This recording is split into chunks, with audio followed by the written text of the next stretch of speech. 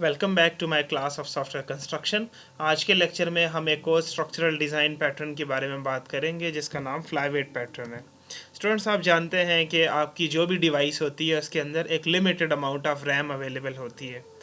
Flyweight pattern हमें मदद देता है कि हम जो अमाउंट ऑफ रैम अवेलेबल है उससे ज़्यादा ऑब्जेक्ट्स रैम के अंदर फिट कर सकते हैं। और हम ऐसा इस तरह से कर सकते हैं कि जो ऑब्जेक्ट्स हैं उनके जो कॉमन पार्ट्स हैं वो हम आपस में शेयर कर लेते हैं। ठीक है। जैसे कि यहाँ पे इस डिपिक्शन के अंदर आपको नज़र आ रहा है कि इस तरफ हमने हर ऑब्जेक्ट को इंडिपेंडेंटली रखा हुआ है। हर ऑब्जेक्ट जो है वो इंडिपेंडेंटली है, अवेलेबल है। तो अगर जितनी जगह यहाँ पे अवेलेबल है उतनी ही जगह ऑब्जेक्ट्स घेर सकते हैं। ठीक है। उसके मुकाबले में यहाँ पे आप देखें तो एक ऑब्जेक्ट है जो कि हैवी ऑब्जेक्ट है और बाकी ऑब्जेक्ट्स जो हैं वो इसके साथ कनेक्टेड हैं। यानी कि जो common parts of these objects हैं उनको हर एक ऑब्जेक्ट के अंदर इंडिविजुअली स्टोर करने के बजाय हम उनको एक जगह पे स्टोर करते हैं और उसके बाद हम इनको आपस में लिंक कर देते हैं। तो उसके नतीजे में ये इंडिविजुअल ऑब्जेक्ट्स का साइज़ कम हो जाता है और उसका फ़ायदा ये होता है कि हम ज़्यादा ऑब्जेक्ट्स रैम के अंदर फिट कर सकते हैं। इसको हम एक प्रॉब्लम से समझने की कोशिश करते हैं। अज्यूम करें कि आप एक स्मार्टफोन के लिए शूटिंग गेम बना रहे हैं जिसमें प्लेयर्स जो हैं वो एक मैप के ऊपर मूव करते हैं और एक दूसरे को शूट करते हैं। ठीक है। शूटिंग के अंदर इस गेम के अंदर हमारे पास मुख्तलिफ़ किस्म के पार्टिकल्स होंगे, बुलेट्स होंगे, मिसल्स होंगे और शार्पनल्स होंगे और एक्सप्लोजन्स हो रहे होंगे और ये पार्टिकल्स जो हैं ये फ्लाई अराउंड कर रहे होंगे गेम के अंदर, जैसा कि आपने अक्सर मोबाइल गेम्स के अंदर देखा होगा। ठीक है। अब आप अज्यूम करें कि गेम जो है वो आपके कंप्यूटर के ऊपर बहुत बेहतरीन चल रही है, लेकिन आप अपने एक दोस्त को देते हैं गेम चेक करने के लिए, टेस्ट करने के लिए, लेकिन उनके स्मार्टफोन के ऊपर ये गेम जो है ये बिल्कुल नहीं चलती, हैंग हो जाता है और उसके बाद कुछ भी नहीं होता, बिल्कुल नहीं चलती गेम। अच्छा, अब आप थोड़ा उसका इन्वेस्टिगेशन करते हैं तो आपको पता चलता है कि ये गेम इसलिए नहीं चल रही क्योंकि रैम स्मार्टफोन के ऊपर जो है उससे ज़्यादा रैम चाहिए आपकी गेम को। अब आपका कंप्यूटर जो है वो हाई एंड कंप्यूटर है, इसलिए आपको नज़र नहीं आया रैम का मसला, लेकिन जैसे ही आप स्मार्टफोन पे गए तो स्मार्टफोन पे ऑब्वियसली कम रैम अवेलेबल थी, तो उसके नतीजे में आपकी गेम जो है वो नहीं चली। ठीक है। आपने उसका इन्वेस्टिगेशन किया तो आपको पता चला कि ये जो पार्टिकल्स हैं, जो बुलेट्स हैं, मिसल्स हैं और शार्पनल हैं, ये हर पार्टिकल जो है ये एक क्लास का ऑब्जेक्ट है। आपने एक क्लास बनाई हुई है, पार्टिकल की क्लास है, और उसका ऑब्जेक्ट जो है वो आप हर दफ़ा बनाते हैं जब कोई पार्टिकल आप गेम के अंदर इंट्रोड्यूस करते हैं। ठीक है। और हर पार्टिकल के साथ कुछ डाटा है। देखें, हर पार्टिकल के कोऑर्डिनेट्स होंगे, हर पार्टिकल की जो मोशन है तो उसके लिए वेक्टर होगा, किस स्पीड से मूव करेगा वो होगा, हर पार्टिकल का कलर होगा और हर पार्टिकल का एक स्प्राइट होगा। कंप्यूटर ग्राफिक्स में स्प्राइट जो है ये एक 2 डायमेंशनल बिट मैप इमेज होता है जो कि एक सीन के अंदर एम्बेडेड होता है। ठीक है। यानी कि हम ये समझें कि जो शार्पनल का जो वो बिट मैप है, जो कि इमेज है, वो भी हमने हर ऑब्जेक्ट के साथ रखना है। ठीक है। तो अब मसला ये है कि हमारे पास जो नंबर ऑफ़ ऑब्जेक्ट्स हैं वो बहुत ज़्यादा हैं। ठीक है। तो उसकी वजह से एक ऐसा टाइम आता है कि जब वो ऑब्जेक्ट्स जो हैं वो आपकी रैम के अंदर नहीं आते। अब अगर मैं थोड़ा सा इनका हिसाब करूं तो coordination for example, coordinates for example x और वाई कोऑर्डिनेट्स हैं, वो आपने 2 इंटीजर्स में रखे हुए हैं तो 8 बाइट्स इसके हो गए। इसी तरीके से वेक्टर के 16 बाइट्स हो गए। स्पीड जो है वो हमने फॉर एग्जांपल इंटीजर में रखी हुई है तो वो जो है वो अगेन 4 बाइट्स लेगी। कलर जो है वो हमने एक किसी तरीके से सेव किया हुआ किसी डाटा स्ट्रक्चर के अंदर, 4 बाइट्स उसके हो गए। और एक ये वो इमेज जो कि पार्टिकल के अगेंस्ट शो होगा तो 20 किलो बाइट्स इसके हो गए। तो अगर हम इसको जमा करें तो ये कोई तकरीबन 21 किलो बाइट बनता है एक ऑब्जेक्ट की रैम कॉस्ट। अज्यूम करें कि मेरे पास 1 मिलियन ऑब्जेक्ट्स हैं इस वक्त जो कि फ्लाई अराउंड कर रहे हैं, गेम का पार्ट हैं, तो ये कोई तकरीबन 21 GB बनते हैं। अब आप देखें कि कोई भी हाई एंड मोबाइल फ़ोन जो है उसके अंदर 21 GB रैम तो नहीं होती। ठीक है। तो गेम का लॉजिक इस तरह काम करती है कि गेम के अंदर मैंने पार्टिकल्स की एरे बनाई हुई है और ये जो है इसके अंदर हम पार्टिकल्स को ऐड करते हैं। ये मेरे पास मेथड है ऐड का, और ड्रॉ का मेथड है जो कि कैनवस के ऊपर इन पार्टिकल्स को ड्रॉ करता जाता है। ठीक है, ड्रॉ के मेथड के अंदर हमने ये फॉर ईच की लूप लगी हुई है और हम पी डॉट ड्रॉ करते जाते हैं एक एक पार्टिकल को लूप में से उठा के। ठीक है, अब मसला यहाँ पे ये है कि ये जो मेरा ऑब्जेक्ट है, इस ऑब्जेक्ट की कॉस्ट बहुत ज़्यादा है, और अगर आप थोड़ा सा गौर करें तो इसमें से बहुत सारी चीज़ें जो है वो रिपीट हो रही हैं। लाइक अगर एक बुलेट है और एक दूसरी बुलेट है तो उसका इमेज तो वही होगा, इमेज तो चेंज नहीं हो रहा। इसी तरीके से बुलेट का कलर जो है वो भी सेम होगा। ठीक है, आप बुलेट जो है वो दाएं से बाएं जा रही है या ऊपर से नीचे आ रही है, कलर में तो कोई फ़र्क नहीं पड़ेगा। ठीक है, हाँ फ़र्क पड़ेगा कोऑर्डिनेट्स में कि जी बुलेट इस वक्त किस जगह पे, फ़र्क पड़ेगा उसकी मोशन में कि जी वो दाएं से बाएं जा रही है या बाएं से दाएं आ रही है या ऊपर से नीचे जा रही है, और स्पीड में फ़र्क पड़ेगा। यानी कि अगर मैं थोड़ा सा एनालिसिस करूं तो इस पार्टिकल जो मेरी क्लास है इसके कुछ पार्ट्स, इसके कुछ फील्ड्स ऐसे हैं जो कि चेंज नहीं होते from one particle to another particle, और कुछ फील्ड्स ऐसे हैं जो कि चेंज होते हैं। कलर और स्प्राइट वो फील्ड्स हैं जो कि चेंज नहीं होते, और ये बाकी के 3 फील्ड्स जो हैं ये चेंज होते हैं। तो अगर मैं ये मेमोरी फुटप्रिंट कम करना चाहता हूँ 21 GB 1 मिलियन पार्टिकल्स के लिए, या एक पार्टिकल के लिए 21 KB, तो मुझे ये करना होगा कि मुझे इस पार्टिकल को 2 हिस्सों में डिवाइड करना होगा। यानी कि ये जो मेरे पास पार्टिकल की क्लास है इसको मैं 2 क्लासेस में डिवाइड करूँगा। एक क्लास वही पार्टिकल की क्लास रहेगी जिसके अंदर वो चीज़ें होंगी जो कि रिपीट हो रही हैं, जो कि चेंज नहीं होती, जो कि कांस्टेंट रहती हैं। जैसे कि मैंने कहा कि कलर कांस्टेंट रहता है और स्प्राइट कांस्टेंट रहता है, वो इमेज कांस्टेंट रहता है जो कि आप उस पार्टिकल के अगेंस्ट शो करेंगे स्क्रीन के ऊपर। और वो वाले पार्ट्स जो कि चेंज होते हैं हर दफ़ा, उनको हम इलादा कर रहे हैं, उनको इलादा क्लास में डाल रहे हैं। उसको मैं, इस क्लास का नाम मैं कहता हूँ जी ये मूविंग पार्टिकल की क्लास है। ठीक है, उसके अंदर कोऑर्डिनेट्स होंगे, उसके अंदर वेक्टर्स होंगे, उसके अंदर स्पीड्स होंगे। अब देखें ये जो मूविंग पार्टिकल की क्लास है इसका और जो रिमेनिंग कांस्टेंट जो चीज़ें हैं उनके दरमियान में एक एसोसिएशन तो होगा। यानी कि रन टाइम के ऊपर हमने ये वाली पूरी सारी की सारे फील्ड्स जो हैं ये कहीं ना कहीं तो रखने। तो हम करेंगे ये कि ये जो पार्टिकल की क्लास है इसका ऑब्जेक्ट जो है वो एक ही बनाएंगे हर पार्टिकल के लिए। लाइक मेरे पास अगर 3 किस्म के पार्टिकल्स हैं, एक बुलेट है, एक शार्पनर है और एक मिसल है, तो उस केस में इस पार्टिकल के 3 ऑब्जेक्ट सिर्फ बनेंगे, और ये मूविंग पार्टिकल के बाकी ऑब्जेक्ट्स बनेंगे। जैसे कि मैं 1 मिलियन की बात कर रहा था, तो 1 मिलियन ऑब्जेक्ट्स इनके बनेंगे। ठीक है, और उसका फ़ायदा क्या होगा? उसका फ़ायदा ये होगा कि ये वाले जो ऑब्जेक्ट्स हैं ये शेयर हो जाएंगे। ठीक है, अच्छा अब यहाँ पे कुछ टर्मिनोलॉजी आप सीख लें। फ्लाईवेट एक शेयर्ड ऑब्जेक्ट होता है which can be used in multiple context simultaneously. ठीक है, जैसे कि मेरे केस में ये पार्टिकल का जो ऑब्जेक्ट होगा वो फ्लाईवेट होगा।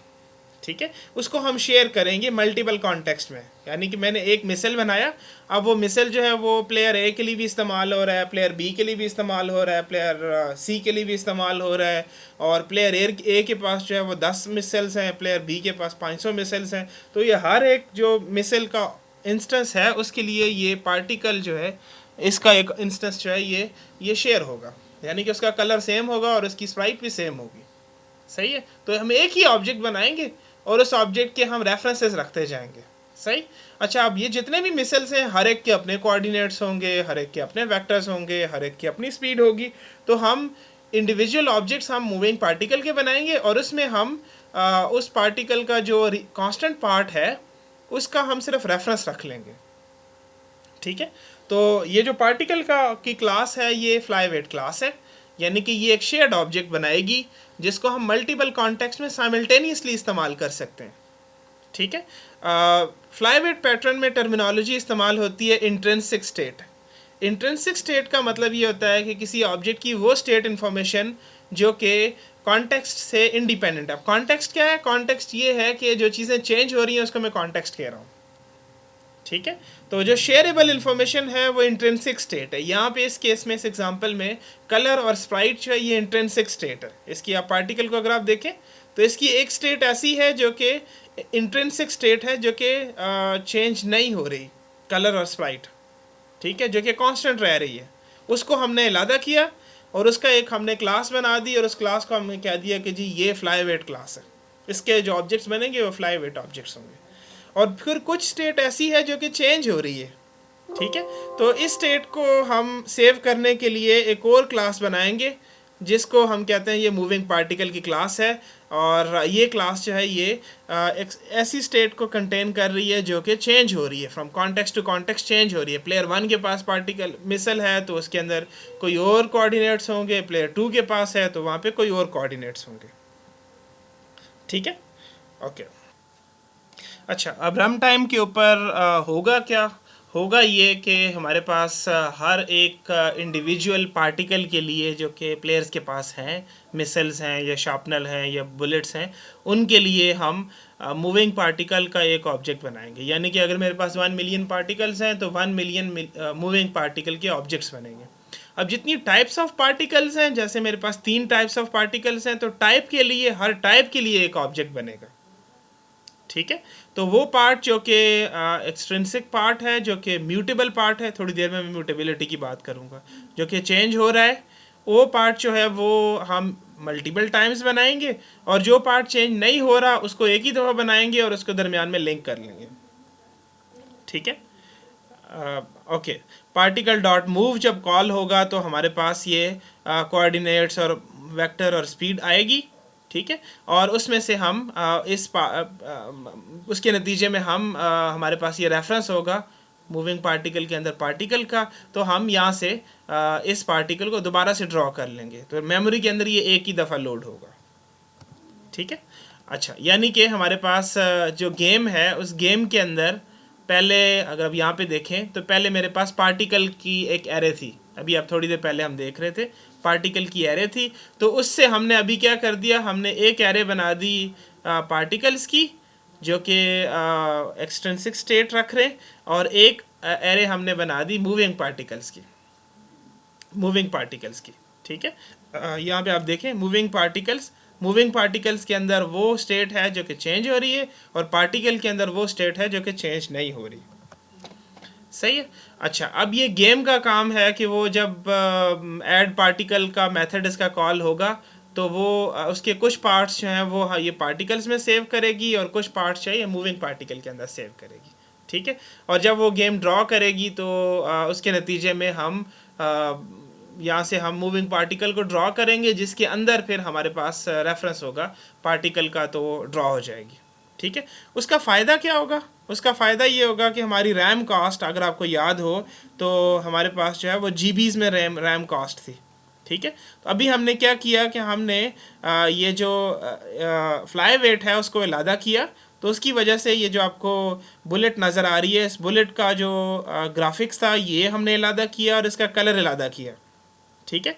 तो उसके नतीजे में कलर का जो साइज़ था अगर आपको याद हो तो वो 4 बाइट्स था, और जो ग्राफिक थी, जो स्प्राइट थी, उसका साइज़ था 20 किलो बाइट। तो ये 21 किलो बाइट जो है ये वो पार्ट है जो कि कभी चेंज नहीं होता।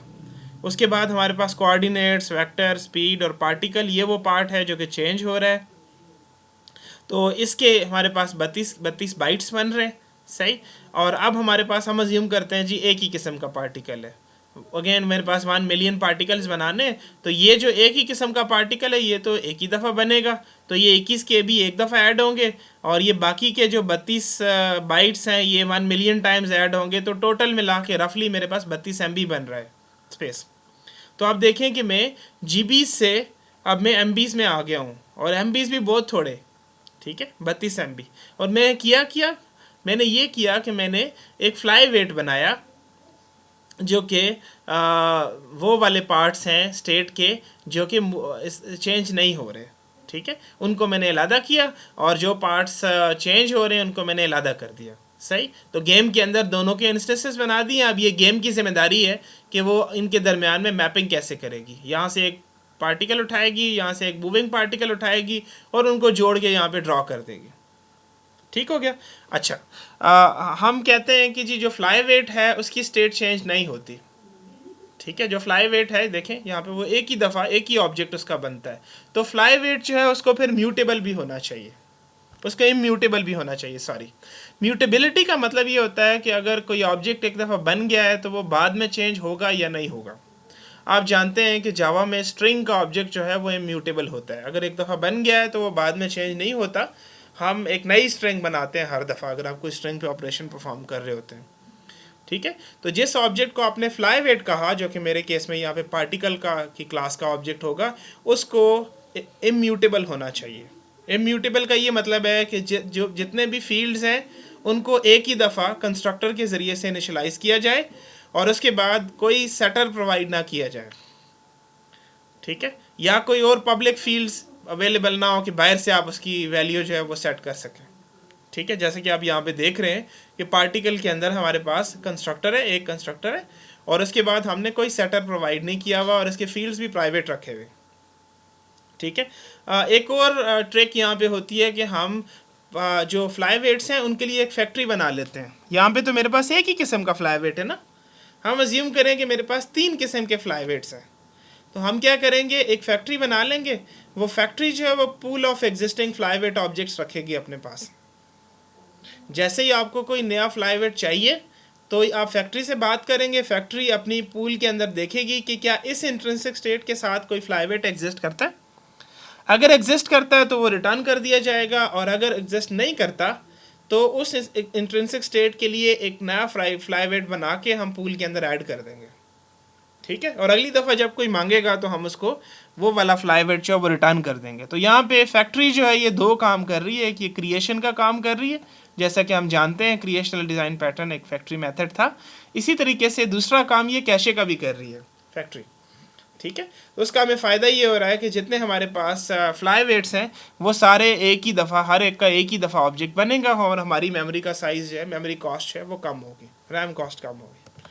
ओके स्टूडेंट्स, हम इस स्लाइड में देख रहे हैं कि फ्लाई वेट पैटर्न का स्ट्रक्चर क्या होता है। तो जैसा कि मैंने पहले बताया कि फ्लाई वेट पैटर्न में हम एक ऑब्जेक्ट को 2 हिस्सों में डिवाइड करते हैं। एक वो पार्ट जो कि इंट्रिंसिक पार्ट है जो कि चेंज नहीं होता, और एक वो पार्ट जो कि एक्सट्रिंसिक पार्ट है जो कि चेंज होता है। तो यहाँ पे उस पार्ट को मैं कॉन्टेक्स्ट कह रहा हूँ। ठीक है, ये वो यूनिक स्टेट है जो कि हर दफ़ा चेंज होती है, सही। और दूसरा मेरे पास वो पार्ट है जो कि चेंज नहीं होता, तो इसको मैं यहाँ पे फ्लाई वेट कह रहा हूँ, सही। हर दफ़ा हम इस कॉन्टेक्स्ट का ऑब्जेक्ट बनाएंगे और उसमें हम फ्लाई वेट जो कि शेयर हो रही है, जो कि सेम रहती है, उसको हम उसका रेफरेंस डाल देंगे उसके अंदर। ठीक है, जो यूनिक स्टेट है उसका ऑब्जेक्ट हर दफ़ा नया बनेगा यूनिक स्टेट वाली क्लास का, और जो रिपीटिंग स्टेट है उसका ऑब्जेक्ट एक ही दफ़ा बनेगा। ठीक है, अच्छा, जब ऑपरेशन परफॉर्म करना होगा तो ऑपरेशन जो है वो यहाँ पे, अगर आप कहते हैं जी ऑपरेशन परफॉर्म करना है, तो यहाँ से हम यूनिक स्टेट जो है ये पास करेंगे और ऑपरेशन जो है वो इधर परफॉर्म होगा। ठीक है, इस तरह से भी हो सकता है, और इस तरह से भी हो सकता है कि सारा जो हमने कोड लिखा हुआ है वो कॉन्टेक्स्ट के अंदर लिखा हुआ है। ठीक है, और इसको सिर्फ एज ए डाटा कंटेनर हम यूज़ करेंगे। ठीक है, अच्छा यहाँ पे हम देखें तो हमारे पास एक फ्लाई वेट क्लास है जिसके अंदर इंट्रिंसिक स्टेट है, वो स्टेट जो कि चेंज नहीं होती। एक्सट्रिंसिक स्टेट भी चाहिए होगी, तो एक्सट्रिंसिक स्टेट जो है ये मेथड के अंदर पास की जाएगी इसको।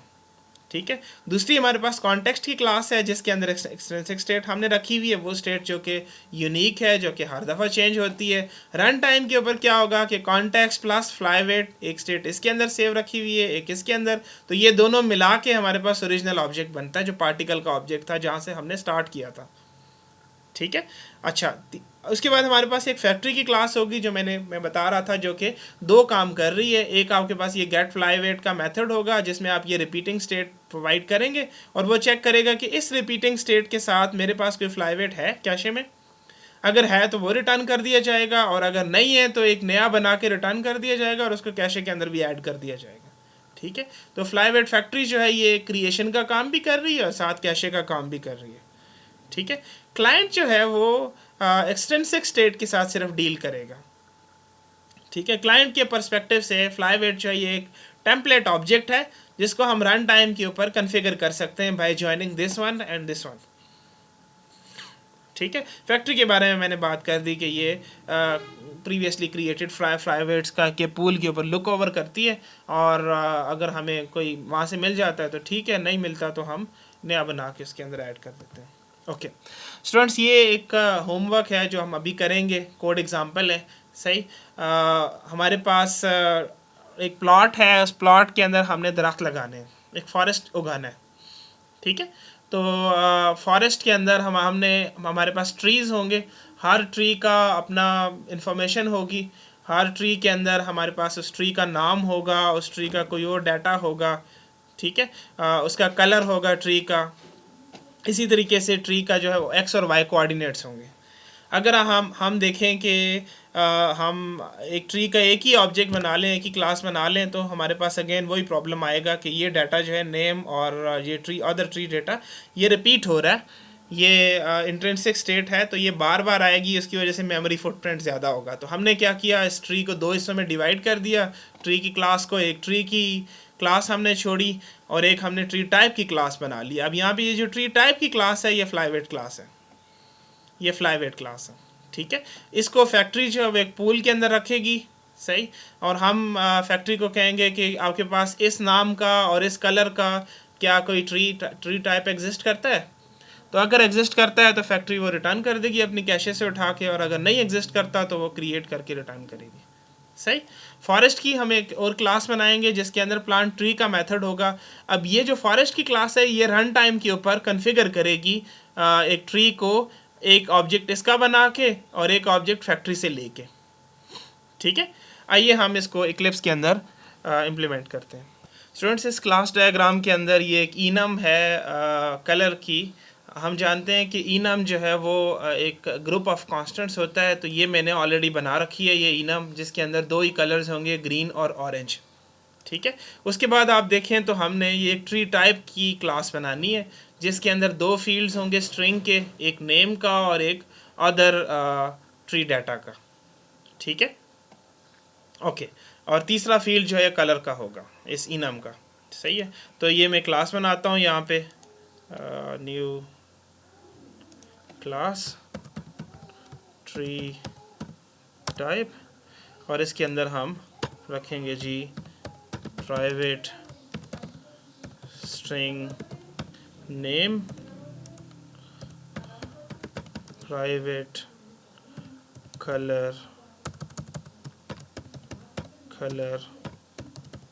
कलर और तीसरी चीज़ मैंने रखी हुई है private string other tree data,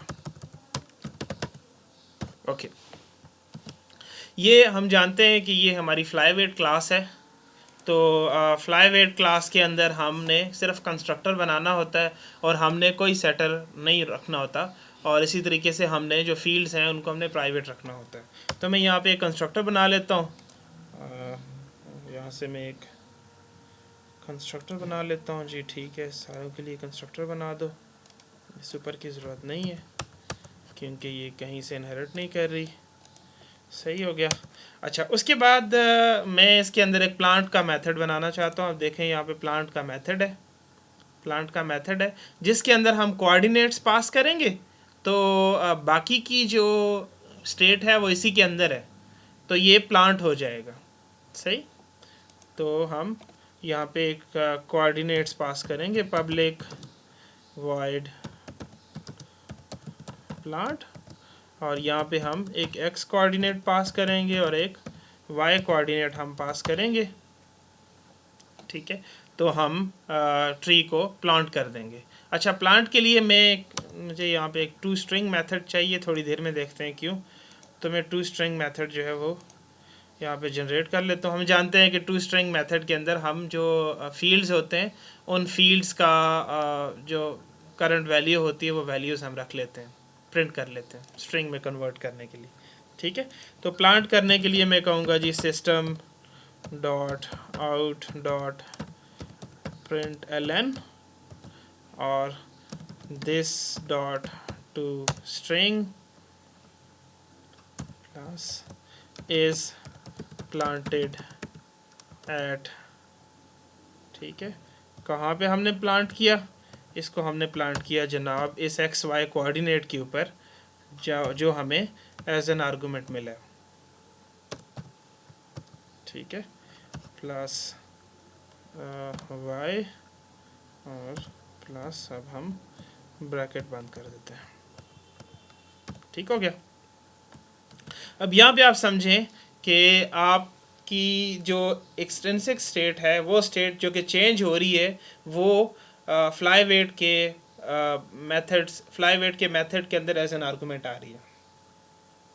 ठीक है, और इंट्रिंसिक स्टेट जो कि चेंज नहीं हो रही, वो फ्लाईवेट के अंदर हमने परमानेंटली सेव कर ली है। सही। अब मैं यहाँ पे ट्री की क्लास बनाता हूँ, क्लास ट्री, जिसके अंदर हम वो स्टेट रखेंगे जो कि हर दफ़ा चेंज होती है। वो हमें पता है कि वो स्टेट है प्राइवेट इंटीजर एक्स कोऑर्डिनेट, ये हर दफ़ा चेंज होती है। प्राइवेट इंटीजर वाई कोऑर्डिनेट, ये हर दफ़ा चेंज होती है। और जो स्टेट हमें हर दफ़ा चेंज नहीं होती, वो हमने फ्लाईवेट के अंदर रखी हुई है, तो उसका एक रेफरेंस यहाँ पे रखना पड़ेगा। तो हम कहेंगे जी प्राइवेट ट्री टाइप, इसको मैं टाइप कह देता हूँ। ठीक हो गया। अच्छा, कंस्ट्रक्टर एक बना लेता हूँ, कंस्ट्रक्टर। ठीक हो गया जी, तो मैंने कंस्ट्रक्टर बना लिया। गुड। अब जब मुझे कोई कहेगा कि तुम ट्री को प्लांट करो, तो मैं प्लांट कैसे करूँगा? Public void plant. तो मैं कैसे करूँगा जी? मैं ट्री टाइप का प्लांट कॉल कर लूँगा, टाइप डॉट प्लांट, और इसमें मैं एक्स और वाई पास कर दूँगा। देखें, जो स्टेट मेरे पास चेंज हो रही है वो मैं पास कर दूँगा, और जो स्टेट चेंज नहीं हो रही वो इसके पास ऑलरेडी है, तो वो यहाँ से प्लांट हो जाएगा। ठीक है, गुड। अब मुझे एक फैक्ट्री चाहिए, फैक्ट्री की क्लास चाहिए जो कि एक कैशे अपने पास रखेगी। तो मैं यहाँ पे एक क्लास बनाता हूँ जी, क्लास बनाता हूँ ट्री फैक्ट्री की, फैक्ट्री। उसके अंदर हम एक हैश मैप रखेंगे जो कि इसको, जिसके अंदर हम कैशे मेंटेन करेंगे। अच्छा, अब जो हमने फैक्ट्री है, उस फैक्ट्री के अंदर हमने एक स्टैटिक मेथड रखना है जो कि हमें ट्री का ऑब्जेक्ट या ट्री टाइप का ऑब्जेक्ट जो है, या फ्लाईवेट का ऑब्जेक्ट जो वो रिटर्न करेगी। ठीक है, तो वो हम यहाँ पे वो कोड लिखते।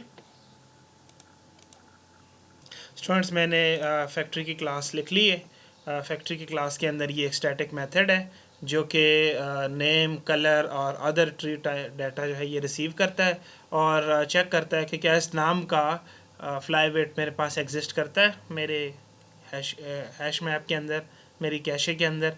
अगर एग्जिस्ट करता है तो उसको रिटर्न कर दिया जाता है, और अगर वो एग्जिस्ट नहीं करता तो हम इन पैरामीटर्स के साथ हम एक नया फ्लाईवेट ऐड करके बना के उसको हम अपनी कैशे के अंदर ऐड कर देते हैं।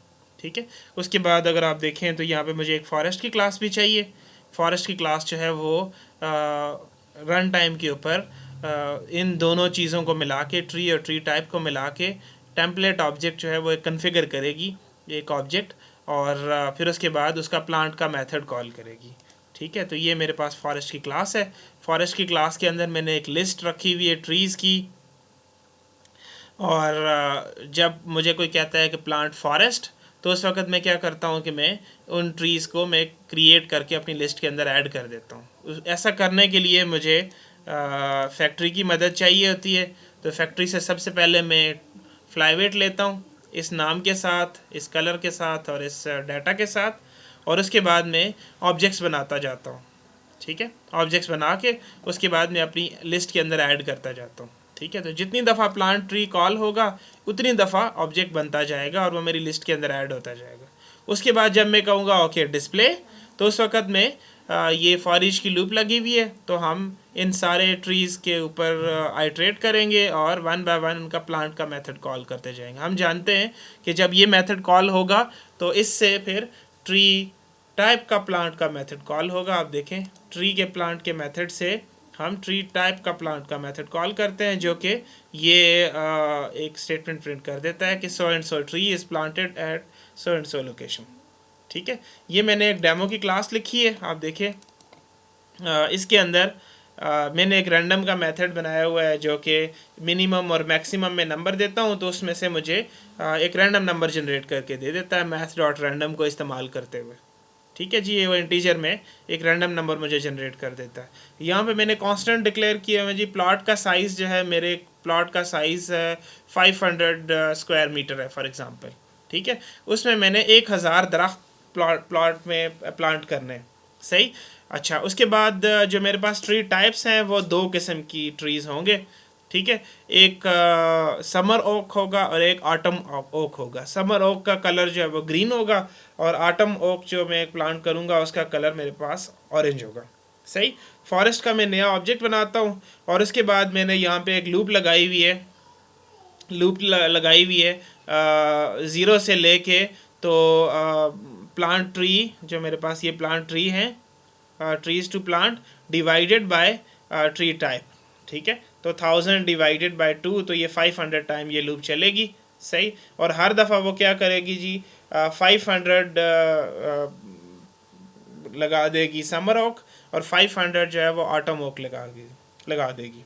ठीक है, उसके लिए हम क्या करेंगे, फॉरेस्ट के अंदर मेथड है प्लांट ट्री का। मैंने कहा था जब जब ये मेथड कॉल होता है तो हम एक नया ट्री ऐड कर देते हैं फॉरेस्ट के अंदर।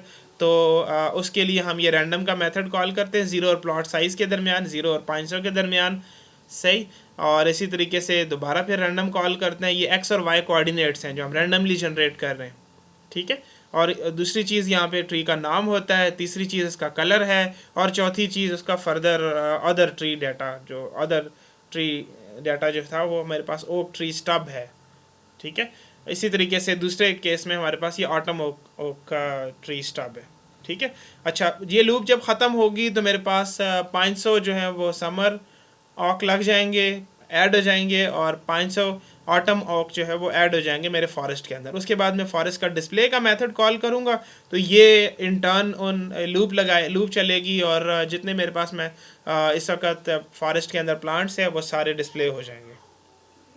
उसके बाद यहाँ पे मैंने थोड़ा सा हिसाब किताब जोड़ने की कोशिश की है कि जो मैंने ट्रीज़ प्लांट किए हैं वो उसका साइज़, ये देखें आपके पास अब एक ऑब्जेक्ट जो है हर ट्री के अगेंस्ट इसका होगा और एक ऑब्जेक्ट इसका होगा। ठीक है, तो इसका साइज़ मैंने निकालने की कोशिश की है, तो इसका साइज़ जो है वो तकरीबन 30 बाइट बन रहा है। मैं अज्यूम कर रहा हूँ कि 15 बाइट की दो स्ट्रिंग्स हैं। सही।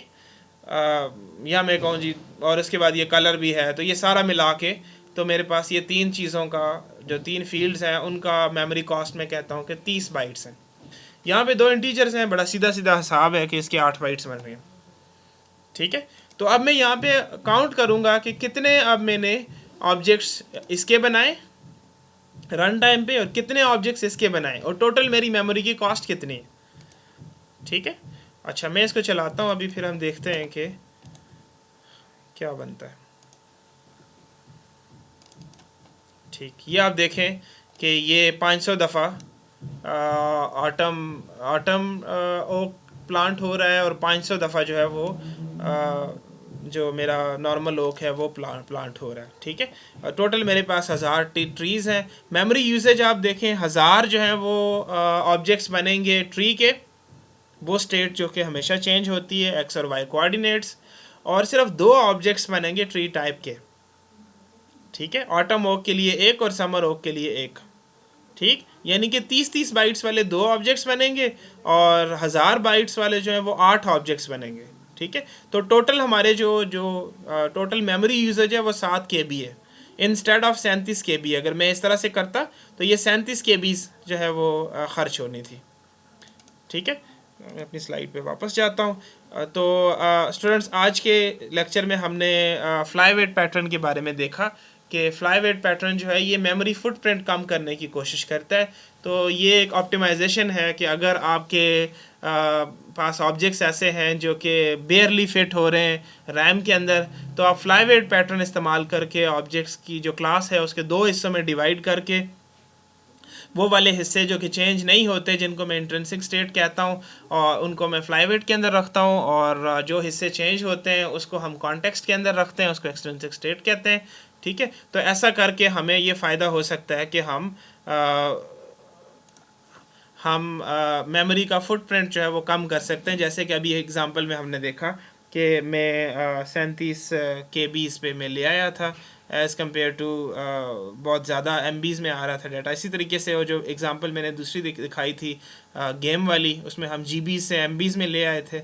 इस पैटर्न का फ़ायदा ये है कि ये इस्तेमाल हो उस एप्लीकेशन के अंदर इसको फ़ायदा होगा जब आप huge number of similar objects spawn कर रहे हैं, ठीक है, और वो ऑब्जेक्ट्स जो हैं वो रैम को ड्रेन कर रहे हैं। और दूसरी ख़ास बात ये है कि उनके अंदर डुप्लीकेट स्टेट भी है, यानी कि मैं ऐसा कर सकता हूँ कि उसके अंदर जो चीज़ें रिपीट नहीं हो रही उनको निकाल के एक और क्लास का ऑब्जेक्ट बना दूँ। अगर मैं ऐसा नहीं कर सकता तो फिर मुझे ये पैटर्न इस्तेमाल नहीं करना चाहिए, ठीक है। स्टूडेंट्स, आई होप कि आपको पैटर्न की समझ आई होगी, फ्लाईवेट पैटर्न की। ये आपका एक होमवर्क है, आपने करना है। इसी तरीके से जैसे मैंने ट्रीज़ और ट्री टाइप बनाए, आपके पास एक सर्कल है और सर्कल टाइप है। सर्कल के वो वाले पार्ट्स जो कि हमने चेंज नहीं करने, जैसे कि नेम, रेडियस और कलर, उनको हम फ्लाईवेट के अंदर रखेंगे। और वो वाले पार्ट्स जो कि चेंज होंगे, सर्कल का x कोऑर्डिनेट और y कोऑर्डिनेट, सर्कल के सेंटर का, तो वो हम सर्कल की क्लास के अंदर रखेंगे। उसी तरीके से आप शेप फैक्ट्री की क्लास बनाएंगे जो कि एक पूल ऑफ सर्कल टाइप्स अपने पास रखेगी, ठीक है। और रैंडमली x जनरेट करेंगे और y जनरेट करेंगे, और आप कुछ किस्म के सर्कल्स को आप बार बार ड्रॉ करेंगे, ठीक है।